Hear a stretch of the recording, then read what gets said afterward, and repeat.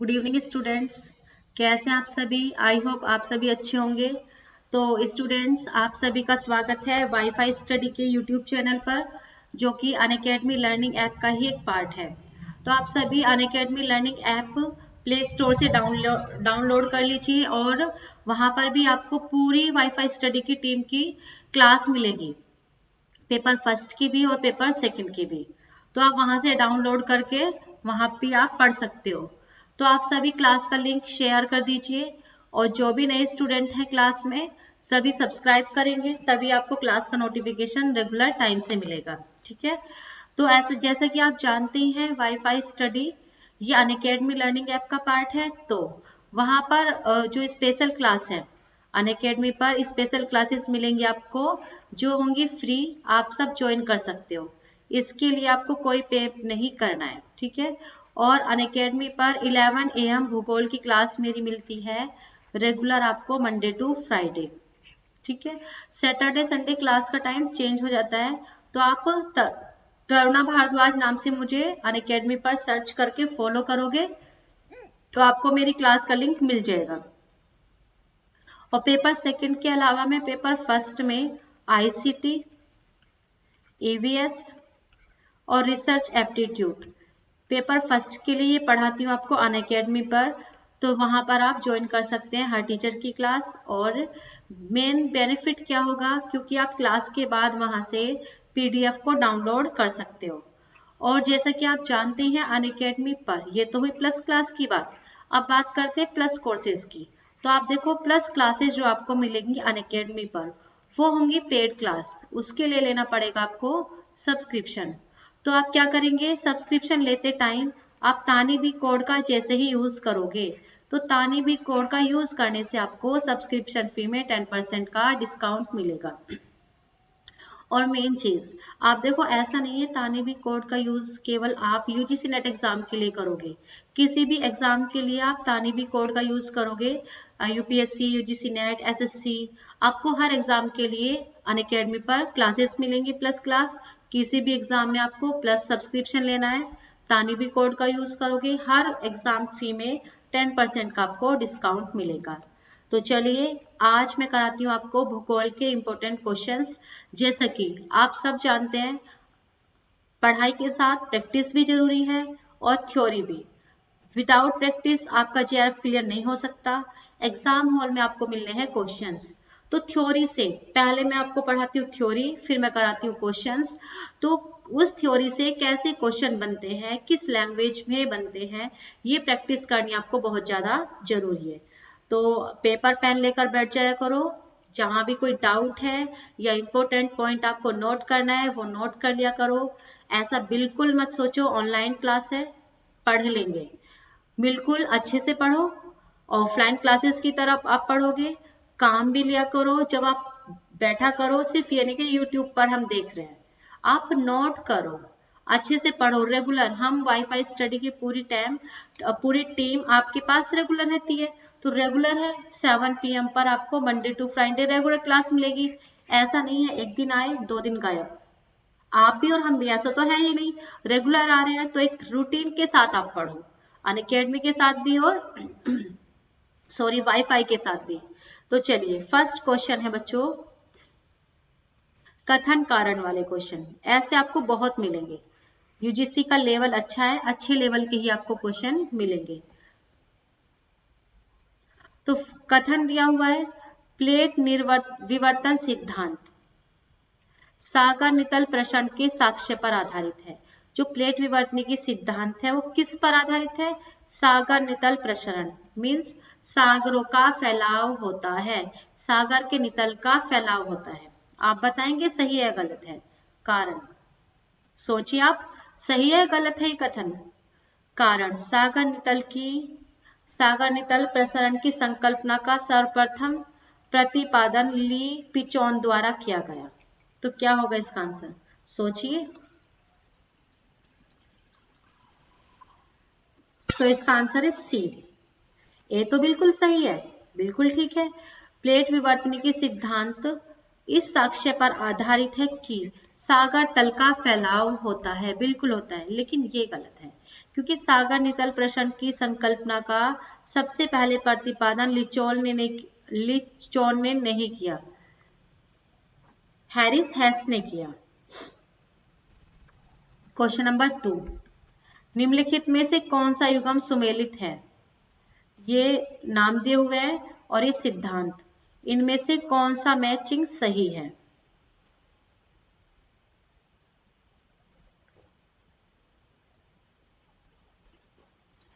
लोथेन green, महाद्वीपों का क्षेत्रीय विस्थापन,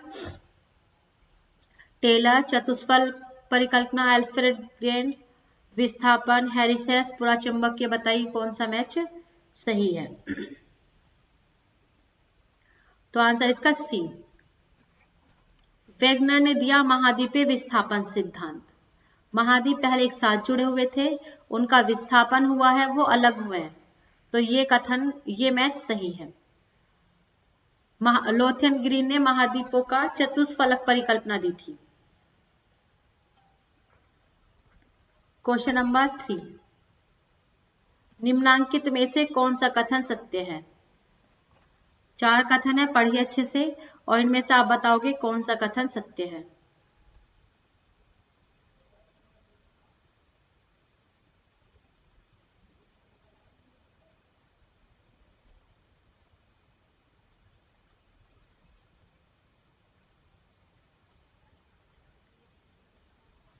भूपृष्ठ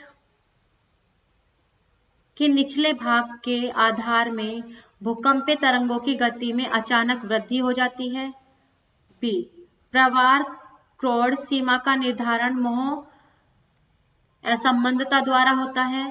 प्रवार भूपृष्ठ सीमा का निर्धारण गुटेनबर्ग संबद्धता द्वारा होता है।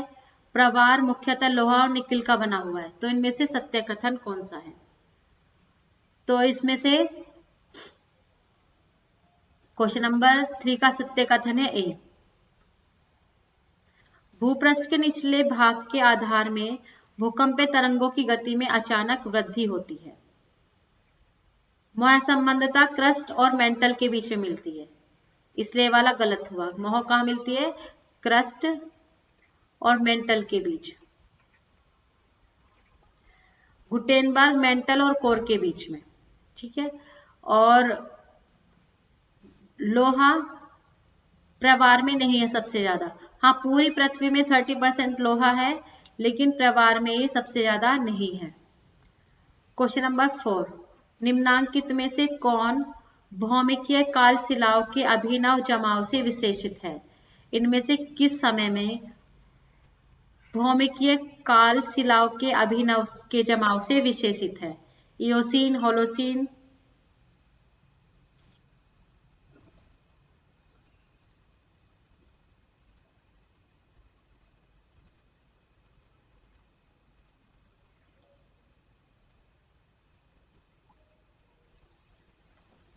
तो भौमिकीय काल शिलाओं के अभिनव जमाव से विशेषित है होलोसीन युग। कौन सा युग? होलोसीन युग। क्वेश्चन नंबर 5, सेल का कायांत्रिक तुल्यमान रूप है। सेल का कायांत्रिक तुल्यमान रूप इनमें से कौन सा है? कौन सी कायांत्रिक चट्टान है? नीस, सिस्ट, संगमरमर, स्लेट?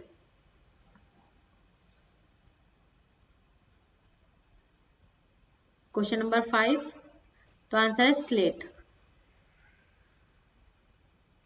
ठीक है। चलिए क्वेश्चन नंबर 6, निम्नलिखित स्थल रूपों में से कौन उत्पत्ति में बहुचक्रीय है? ये बहुत क्वेश्चन पूछते हैं। बहुचक्रीय स्थलाकृति बताइए। तो इनमें से स्थल रूप के नाम दिए हुए हैं, कौन उत्पत्ति में बहुचक्रीय है? हिम, जयकर, विसर्प, अंतःकर्तित विसर्प, यार्डम?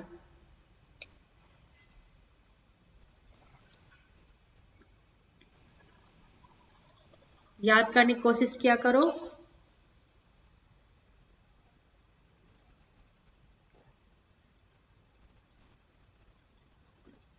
तो आंसर है आपका अंत्यकर्तृक विसर्ग बहुचक्रीय स्थलाकृति का उदाहरण है। क्वेश्चन नंबर 8, निम्नलिखित में से कौन सा सिद्धांत अद्वैतवादी संकल्पना से संबंधित है? इनमें से कौन सा सिद्धांत अद्वैतवादी संकल्पना से संबंधित है? द्वैतारक, निहारिकीय, ग्रहाणु, ज्वारीय।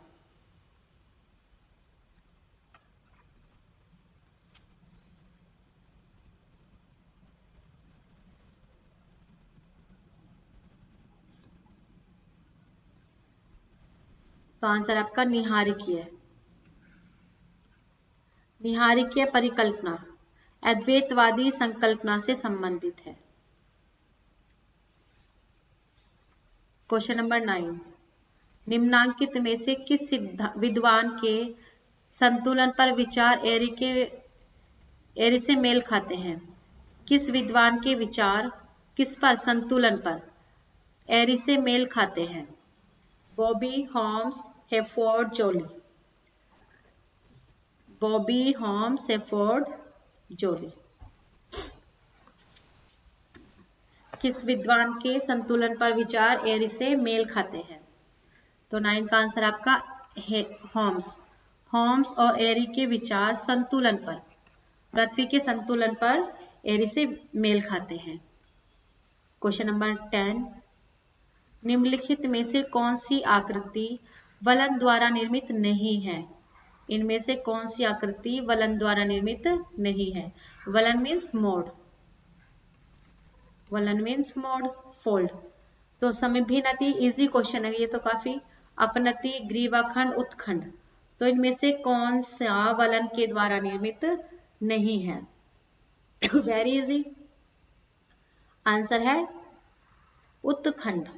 ग्रीवाखंड वलन का भाग, अपनति वलन का नीचे धंसा हुआ भाग, समभिन्नति एक अपनति के अंदर बहुत सारी अभिनतियां, तो आपका उत्खंड। जब स्थलखंड ऊपर उठेगा तो ये वलन का प्रकार नहीं है। वलन मीन्स ये चट्टानों में प्लेटों के खिसकाव के कारण जब मोड़ पड़ते हैं। क्वेश्चन नंबर 11, निम्नलिखित में से कौन सा युग्म सुमेलित है?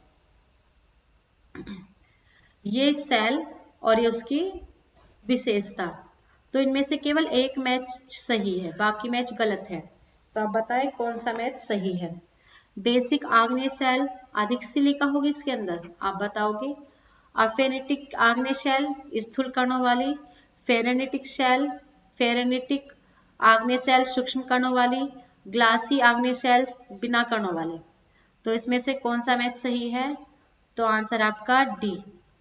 ये बहुत क्वेश्चन पूछते हैं, बिना कणों वाली सेल बताइए। ग्लासी आग्नेय सेल, ग्लासी आग्नेय सेलों में कण नहीं पाए जाते। अच्छा क्वेश्चन है काफी। क्वेश्चन नंबर 14, निम्नलिखित में से कौन यांत्रिक अपक्षय का प्रक्रम है? यांत्रिक या भौतिक अपक्षय का प्रक्रम इनमें से कौन सा है? कार्बोनेशन, जलयोजन, अपसल्कन, ऑक्सीकरण। कार्बोनेशन, जलयोजन, अपसल्कन, ऑक्सीकरण।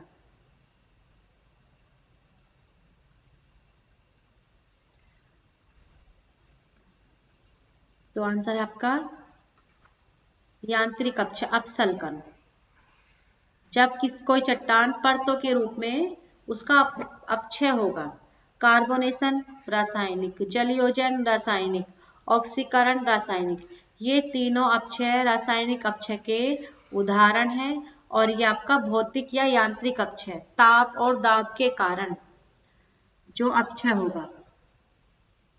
क्वेश्चन नंबर 15, कोपेन की जलवायु वर्गीकरण की योजना में एएम निर्दिष्ट करता है। एक बात याद रखना, कोपेन और जलवायु का वर्गीकरण में कौन से अक्षर के द्वारा कौन सा जलवायु प्रकार दिखाया गया है, बहुत अच्छे से आप इसको याद कर लो। यूजीसी नेट के एग्जाम में एक क्वेश्चन तो मिलना ही है। अगर जलवायु भूगोल से क्वेश्चन रखेंगे तो ये क्वेश्चन बहुत ज्यादा मिलता है कि किस अक्षर से कौन सा जलवायु प्रकार दिखाया गया। तो चलिए बताइए, कोपेन कि जलवायु वर्गीकरण में एम जल अक्षर के द्वारा कौन सी जलवायु दिखाई गई है? उष्णकटिबंधीय मानसूनी, उष्णकटिबंधीय सवाना, अर्धशुष्क स्टेपी, उष्णकटिबंधीय वर्षा वाली जलवायु। तो आंसर है आपका एम। एम मीन्स उष्णकटिबंधीय मानसूनी जलवायु।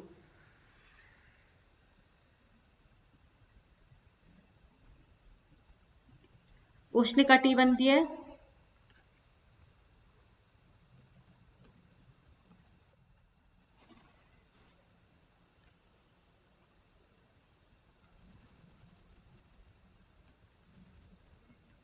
उष्णकटिबंधीय मानसूनी जलवायु को एम अक्षर के द्वारा दिखाया गया है। नेक्स्ट क्वेश्चन है क्वेश्चन नंबर 17।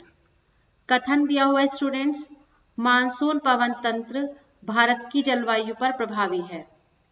मानसून पवन तंत्र भारत की जलवायु पर प्रभावी है।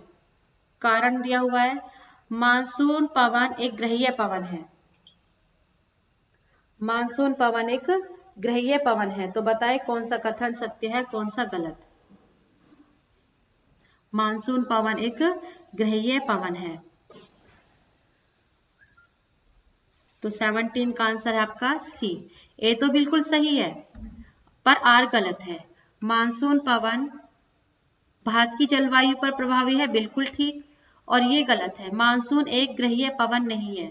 ग्रहीय पवन केवल होती है 3। ग्रहीय पवन कितनी है? 3। ध्रुवीय पवन,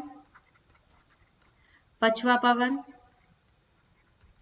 और व्यापारिक पवन। ये केवल 3 ही है आपकी, ये केवल 3 है ग्रहीय पवन जो पूरी पृथ्वी पर चलती है और जिनकी दिशा कभी भी नहीं बदलती है।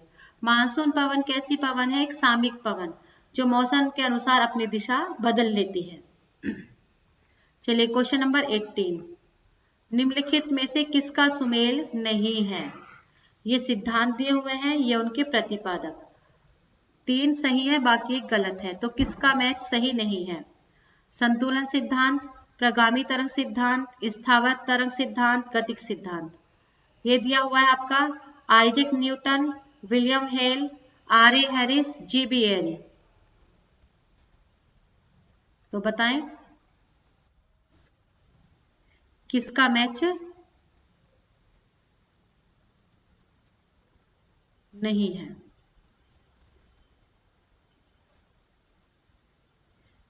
किसका मैच सही नहीं है? तो 18 का आंसर है स्टूडेंट्स डी। बाकी सब सही है, 18 का आंसर है डी। ये मैच गलत है, बाकी सब सही है। Question number 19। निम्नलिखित महासागरीय धाराओं में कौन ठंडी धाराएं हैं? इन महासागरीय धाराओं में से कौन सी ठंडी धाराएं हैं?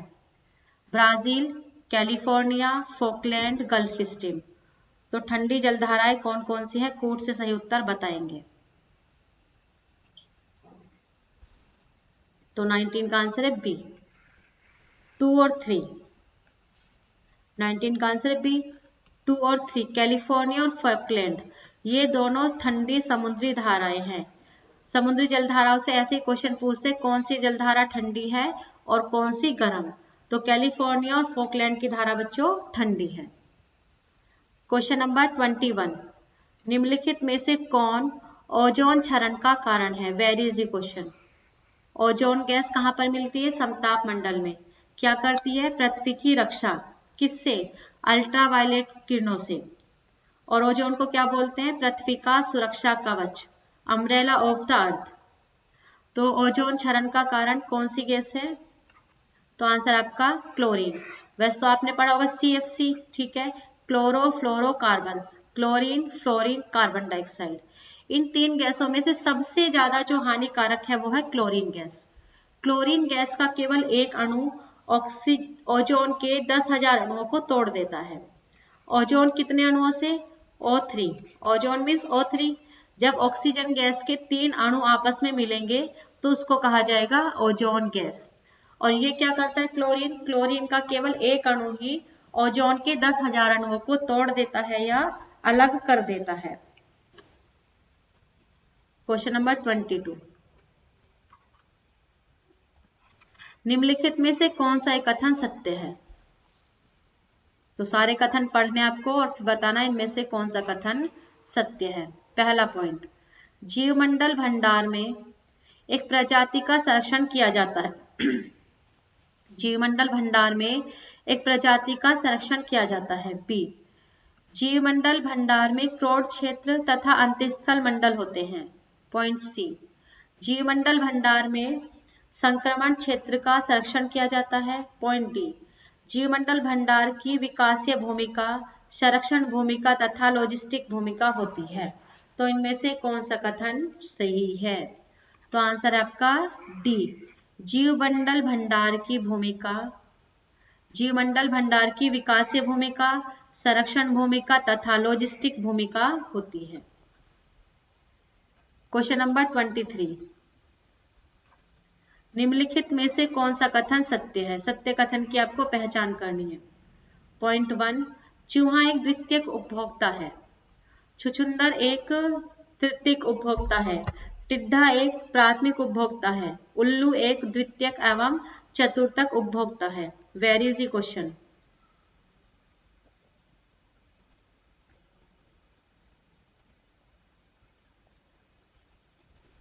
बताइए, इजी क्वेश्चन है। तो 23 का आंसर है सी, ये कथन सत्य है। टिड्ढा एक प्राथमिक उपभोक्ता है। टिड्ढा क्या करता है? घास और पौधों का भोजन। तो टिड्ढा क्या हुआ? प्राथमिक उपभोक्ता, शाकाहारी जीव। क्वेश्चन नंबर 24 है, निम्नलिखित में से कौन जल प्रदूषण से संबंधित नहीं है? इनमें से कौन जल प्रदूषण से संबंधित नहीं है? यूट्रिफिकेशन, जैव ऑक्सीजन मांग, नाइट्रिफिकेशन, ऑयल सिल्क।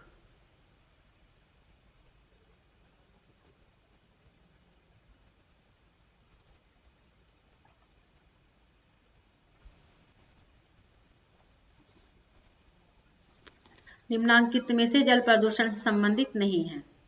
तो 24 का आंसर आपका नाइट्रिफिकेशन, इसका संबंध जल प्रदूषण से नहीं है। बाकी ऑयल सिल्क, जैव ऑक्सीजन मांग, यूट्रिफिकेशन, ये प्रत्यक्ष या अप्रत्यक्ष रूप से जल प्रदूषण से संबंधित है तीनों। क्वेश्चन नंबर 25 है, वृक्षीय प्राणी जात की बहुतायत, अल्पचरागाह, मांसाहारी पशु एवं जलीय जीवों का आधिक्य विशेषता है। बताइए, इनमें से कौन से क्षेत्र की? उष्ण आर्द्र शुष्क उष्णकटिबंध की, वर्षा वाले उष्णकटिबंध की, मानसूनी उष्णकटिबंध की, उष्णकटिबंधीय मरुस्थल की। तो इनमें से किसकी विशेषता है? वृक्षीय प्राणी जात की बहुतायत, अल्पचरागाह, मांसाहारी पशु और जलीय जीव सबसे ज्यादा किस क्षेत्र में आपको मिलेंगे? तो आंसर है उष्णकटिबंधीय वर्षा वाले वन। सबसे ज्यादा जैव विविधता भूमध्य रेखीय वनों में, जहां पर प्रत्येक दिन 2 बजे के बाद संवहनीय वर्षा होती है, वहां पर सबसे ज्यादा वन मिलते हैं, सबसे ज्यादा बायोडाइवर्सिटी, जैव विविधता पाई जाती है। ठीक है, चलिए क्वेश्चन नंबर 26, विभिन्न जीवों के अंतर संबंधों तथा उनके भौतिक पर्यावरण से अंतर संबंध के अध्ययन को निम्न में से कौन सा नाम दिया गया है? विभिन्न जीवों के अंतर संबंधों तथा उनके भौतिक पर्यावरण से अंतर संबंधों के अध्ययन को क्या नाम दिया गया है? ऋतु जैविकी, जैविकी, पारिस्थितिकी, प्राणी विज्ञान। इजी क्वेश्चन है स्टूडेंट्स। तो 26 का आंसर है पारिस्थितिकी। पारिस्थितिकी इकोलॉजी क्या है ये? इसमें आप करते हो जीवों के आवास का अध्ययन। पारिस्थितिकी एक ऐसा सब्जेक्ट है जिसमें जीवों का आवास का अध्ययन किया जाता है। पारिस्थितिकी पहले किसका विषय था? बायोलॉजी की एक शाखा थी। अर्नेस्ट हेकल ने इसको अलग किया। ठीक है ना। क्वेश्चन नंबर 27, शीत आर्द्र प्रदेशों में अपक्षलन द्वारा बनती है क्या?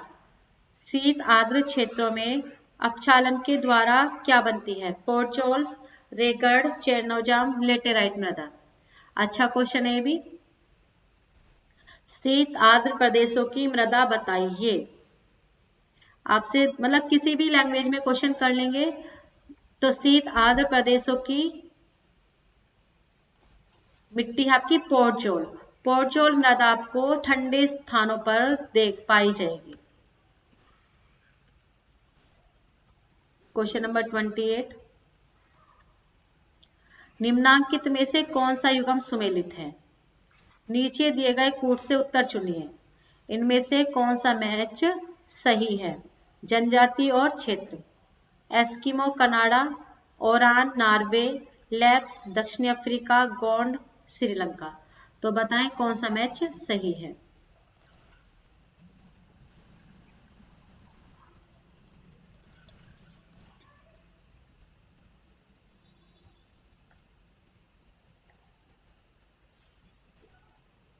तो आंसर है 28 का ए। ये दोनों मैच सही हैं।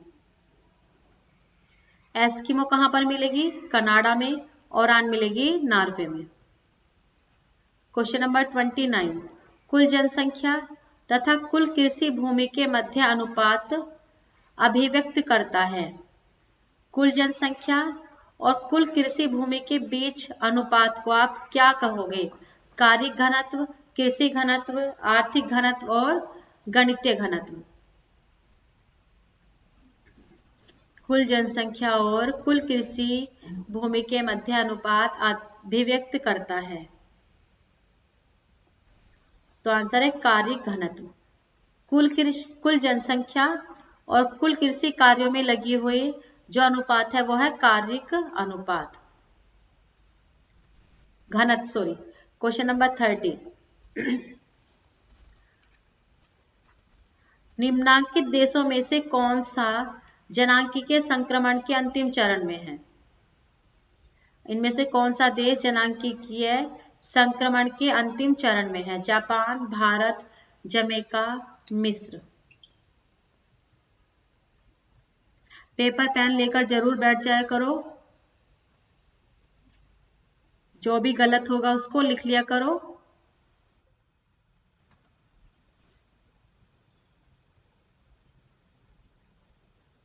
ठीक है, जो भी गलत हो उसको लिख लिया करो।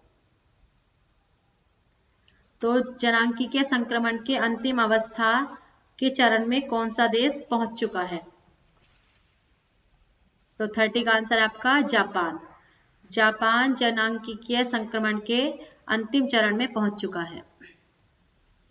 क्वेश्चन नंबर 31, निम्नलिखित में से किसने संसार के जनसंख्या संसाधन प्रदेशों के निर्धारण का सर्वप्रथम प्रयास किया? इनमें से किसने संसार के जनसंख्या संसाधन प्रदेशों के निर्धारण का सबसे पहले प्रयास किया? Ackerman, Trewartha, J I. Clark, W. Zelinsky. तो 31 का आंसर स्टूडेंट्स एकरमैन। एकरमैन ने सबसे पहले जनसंख्या संसाधन प्रदेशों का निर्धारण करने का प्रयास किया। क्वेश्चन नंबर 32, स्वच्छ जल संसाधन संबंधी निम्नांकित कथनों का अध्ययन कीजिए तथा कूट से सही उत्तर बताइए। स्वच्छ जल संसाधन संबंधी निम्नांकित कथनों का अध्ययन कीजिए और कूट से सही उत्तर बताइए। पहला पॉइंट, विश्व की जनसंख्या के लगातार बढ़ने और जलवायु में परिवर्तन के कारण स्वच्छ जल स्रोत निरंतर सिकुड़ते जा रहे हैं। पॉइंट 2, संयुक्त राष्ट्र संघ की रिपोर्ट के अनुसार यदि जनसंख्या रोकने के उपाय नहीं किए गए तो वर्ष 2050 तक 60 देशों के लगभग 700 करोड़ लोगों को भीषण जल संकट का सामना करना पड़ेगा। दूषित पेयजल के प्रयोग से बीमारियां बढ़ेंगी। तो बताएं कौन कौन से कथन सत्य हैं? तो क्वेश्चन नंबर 32 का आंसर स्टूडेंट्स डी, तीनों पॉइंट एकदम सही है। विश्व की जनसंख्या का लगातार बढ़ना, तो क्या होगा उससे? जलवायु में परिवर्तन होगा और उसके कारण क्या होगा? स्वच्छ जल स्रोत सिकुड़ते जा रहे हैं। पॉइंट 2 भी सही है। संयुक्त राष्ट्र की रिपोर्ट के अनुसार यदि जनसंख्या रोकने के लिए उपाय नहीं किए गए तो क्या होगा? 2050 तक 60 देशों के लगभग 700 करोड़ लोगों को भीषण जल का संकट का सामना करना पड़ेगा। और आप जानती हो दूषित पेयजल के प्रयोग से क्या होगा? दूषित पेयजल के प्रयोग से बीमारियां बढ़ेंगी।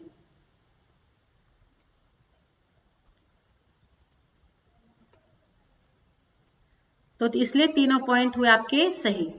चलिए क्वेश्चन नंबर नेक्स्ट 33। सर्वोत्तम आंतरिक जलमार्ग पाए जाते हैं कहाँ पर? सबसे अच्छे आंतरिक बात आ रही है, आंतरिक जलमार्ग आपको कहाँ पर पाए जाएंगे? अफ्रीका, यूरोप, ऑस्ट्रेलिया, उत्तरी अमेरिका।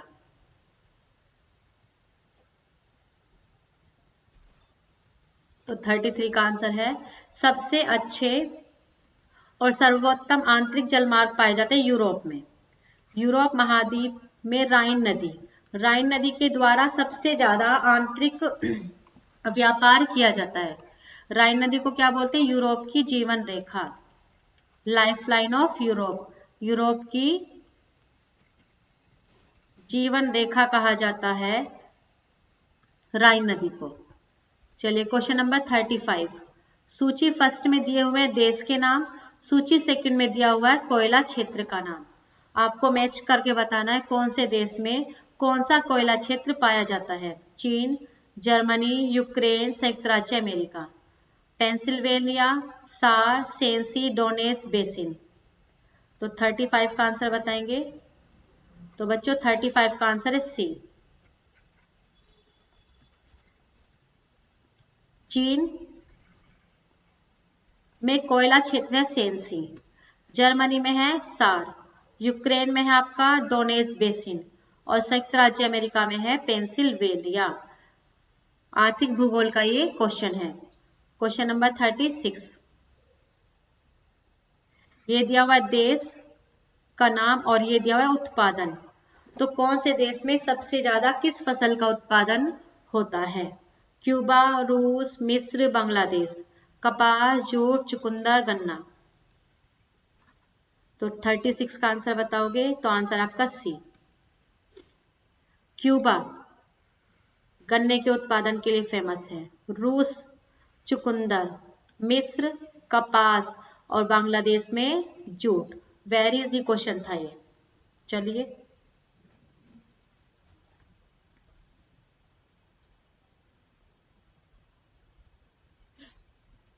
तो क्वेश्चन नंबर 37। निम्नलिखित देशों में से कौन उसके सामने उल्लिखित खनिज का अग्रणी उत्पादक नहीं है? ये दिए हुए देश के नाम और ये आपका खनिज का नाम। तो कौन से देश में कौन सा खनिज उत्पादन सबसे ज्यादा मात्रा में होता है? लेकिन एक मैच इनमें से गलत है, वो आप बताओगे। तो बताइए 37 का। तो 37 का आंसर बच्चों सी गलत, बाकी सभी मैच सही हैं। चीन टंगस्टन, भारत अभ्रक, जेरे हीरा। Question number 38। निम्नांकित घास के मैदानों में से कौन एक ही वर्ग के हैं? निम्नांकित घास के मैदानों में से कौन एक ही वर्ग के हैं? Prairies savanna, savanna campos, steppes savanna, campos downs. तो कौन एक ही वर्ग के हैं?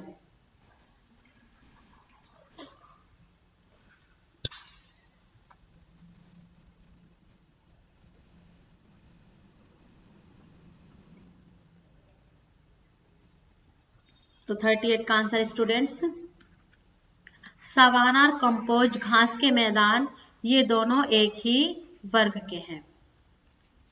Question number 39। निम्नांकित व्यवसायों में से कौन अर्थव्यवस्था के प्राथमिक सेक्टर से संबंधित नहीं है? इनमें से कौन सा व्यवसाय अर्थव्यवस्था के प्राथमिक सेक्टर से संबंधित नहीं है? कृषि, खनन, मत्स्य, परिवहन।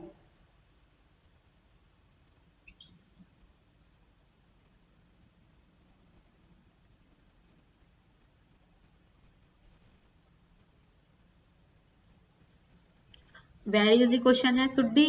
परिवहन ये प्राथमिक व्यवसाय से संबंधित नहीं है, बल्कि कृषि, मत्स्य और खनन ये सभी प्राथमिक व्यवसाय है। क्वेश्चन नंबर 40, संसार में प्राकृतिक रेशम का अग्रणी उत्पादक राज्य बताइए। संसार में प्राकृतिक रेशम का अग्रणी उत्पादक राज्य बताइए। चीन, जापान, भारत, इटली। संसार में प्राकृतिक रेशम का अग्रणी उत्पादक राज्य, तो याद रखोगे सभी, चीन। चीन संसार में सबसे ज्यादा प्राकृतिक रेशम का उत्पादन करता है। क्वेश्चन नंबर 41, पशुचारण सामान्यतः विशेषता है किसकी? सबसे ज्यादा पशुओं को चराने का कार्य कहां पर किया जाता है? दक्षिणी अफ्रीका, गिनी तट की, पूर्वी अफ्रीका की, नील बेसिन।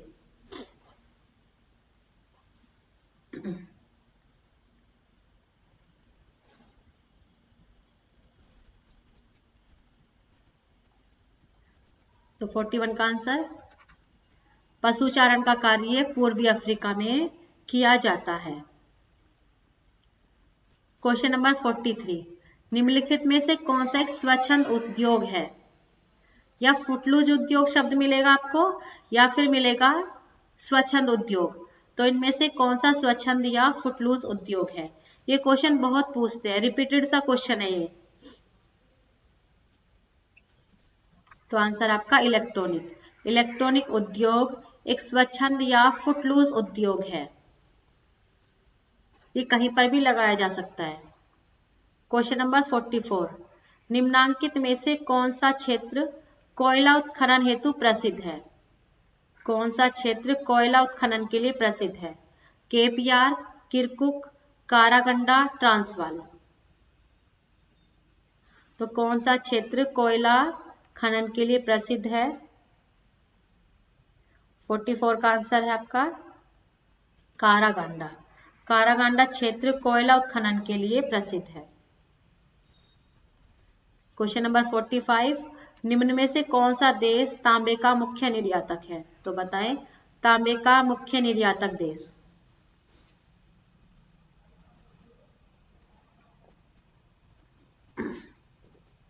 तांबे का मुख्य निर्यातक देश है स्टूडेंट्स जाम्बिया।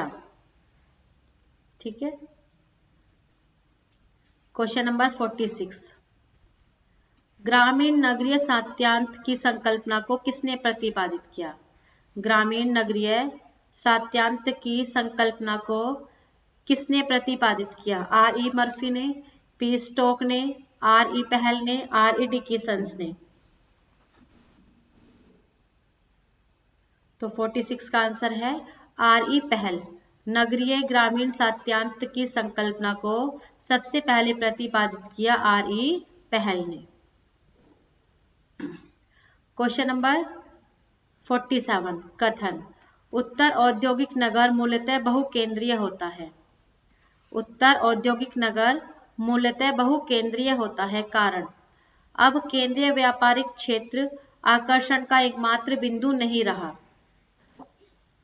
कथन, उत्तर औद्योगिक नगर मूलतः बहुकेंद्रीय होता है, कारण अब केंद्रीय व्यापार क्षेत्र आकर्षण का एकमात्र बिंदु नहीं रहा है। तो 47 का आंसर ए बिल्कुल सही है।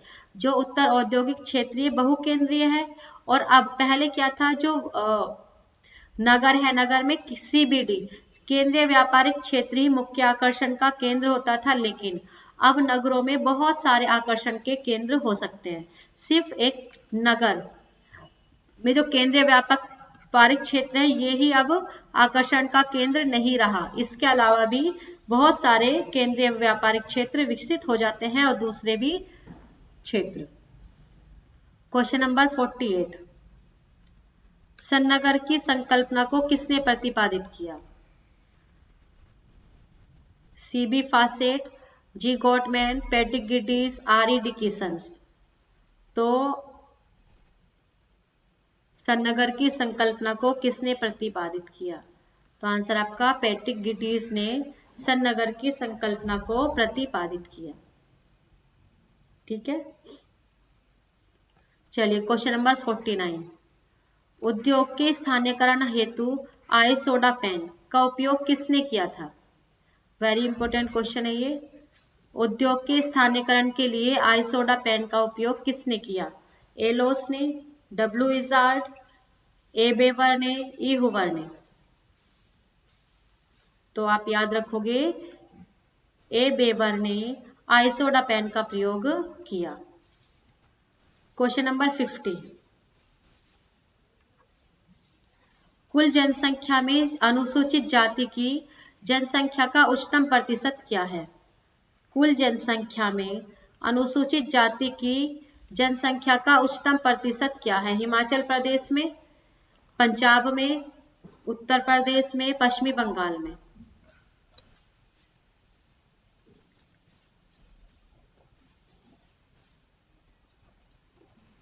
तो आंसर आपका पंजाब। पंजाब में वहां की कुल जनसंख्या में अनुसूचित जाति का प्रतिशत उच्चतम है दिए हुए राज्यों में। क्वेश्चन नंबर 51, भारत का लगभग 2/3 कोयला कहाँ पाया जाता है? भारत का लगभग 2/3 कोयला किस क्षेत्र में मिलता है? ब्रह्मपुत्र घाटी, दामोदर घाटी, गोदावरी घाटी, महानदी। तो आंसर है स्टूडेंट्स 51 का बी। दामोदर घाटी में भारत का लगभग 2/3 कोयला पाया जाता है। क्वेश्चन नंबर 52, भारत का सर्वाधिक खनिज युक्त सेल तंत्र कौन सा है? भारत में सबसे ज्यादा खनिज किस सेल तंत्र में पाए जाते हैं? तो आंसर आपका धारवाड़ तंत्र। धारवाड़ तंत्र में सबसे ज्यादा खनिज युक्त सेल पाए जाते हैं। क्वेश्चन नंबर 53, कथन कारण वाला क्वेश्चन है। कथन दिया हुआ हिमाचल प्रदेश की लाहौल स्पीति में लाहौल घाटी में विलो वृक्ष सूख रहे हैं। हिमाचल प्रदेश में लाहौल घाटी में विलो का वृक्ष सूख रहा है। कारण, इन वृक्षों की अधिक उम्र हो जाने के कारण एफिड कीटों के प्रति इनकी प्रतिरोधक क्षमता घट गई है। तो 53 का आंसर ए है, बिल्कुल सही। हिमाचल प्रदेश की लाहौल घाटी में जो विलो का वृक्ष है वो सूख रहा है और इन वृक्ष कारण क्या है इसका? अधिक उम्र हो जाने के कारण एफिड कीट के प्रति इनकी रोग प्रतिरोधक क्षमता घट गई है, जिसकी वजह से ये सूखते जा रहे हैं। क्वेश्चन नंबर 54, निम्नलिखित में से कौन सा सुमेलित है? इनमें से कौन सा मैथ सही है? जलोढ़ मृदा, लाल मृदा, लेटेलाइट और काली मृदा। ये किसकी उसमें अधिकता है ये दिया हुआ है।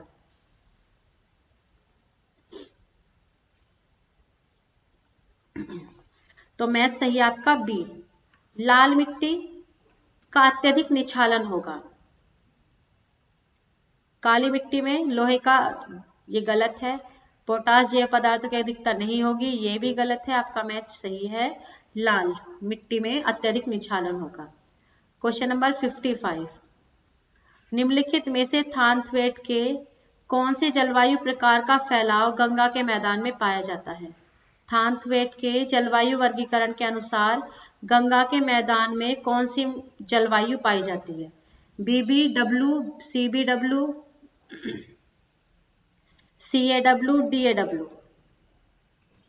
तो आंसर है थानथवेट के जलवायु वर्गीकरण के अनुसार गंगा के मैदान में CBW जलवायु पाई जाती है। तो ये थे आपके आज के क्वेश्चन स्टूडेंट्स। तो आप सब क्लास का लिंक शेयर करते रहो, जो भी नए स्टूडेंट हैं वो सब्सक्राइब करते रहिए और ज़्यादा से ज़्यादा शेयर जरूर किया करो। तो आप देखो wifi study Unacademy learning app का ही एक पार्ट है, तो आपको वहाँ पर प्लस कोर्स में अनअकैडमी पर प्लस कोर्स में सब्सक्रिप्शन लेने के लिए तानीबी कोड का यूज़ करना है। इससे आपको सब्सक्रिप्शन फी में 10% का डिस्काउंट मिलेगा। अच्छे से पढ़ो, रेगुलर पढ़ो, वाईफाई स्टडी के साथ भी, अनअकैडमी के साथ भी। अनअकैडमी पर स्पेशल क्लास सभी ज्वाइन कर सकते हैं, कोई प्रॉब्लम नहीं है आपको। और स्पेशल क्लास का कोई फी नहीं है, आप स्पेशल क्लास सभी ज्वाइन कर सकते हो। और 11 बजे सुबह के आपको वहां पर मेरी भूगोल की क्लास मिलती है। और इसके अलावा मैं ICT पेपर फर्स्ट के लिए रिसर्च एप्टीट्यूड और EVS की क्लास भी लेती हूँ। और जो पूरी टीम है वाईफाई स्टडी की, ये पूरी टीम आपको अनअकैडमी लर्निंग ऐप पर भी मिलेगी। तो अगेन सभी के लिए गुड लक, मिलते हैं नेक्स्ट क्लास में।